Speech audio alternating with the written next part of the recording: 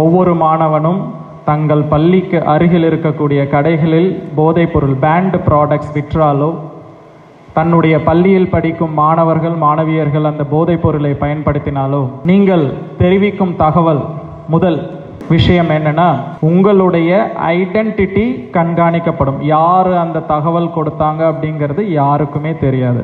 அதற்கு 100% இல்லை, 200% மாவட்ட நிர்வாகம் உங்களுக்கு உறுதியளிக்கிறது. ஓகே, அதிகப்படியான இன்ஃபர்மேஷன் மெசேஜ் கொடுக்குற அவங்களுக்கு இல்லை, இந்த போதைப்பொருள் மெசேஜ் மட்டும் கொடுக்கணும்னு அவசியம் இல்லை. இதற்கான விழிப்புணர்வு நிகழ்ச்சியை முன்னெடுத்து செல்லக்கூடிய மாணவராக இருந்தாலும் சரி, மாணவியராக இருந்தாலும் சரி, ஒரு நாள் மாவட்ட ஆட்சியருடைய இருக்கை உங்களுக்கு வழங்கப்படும்.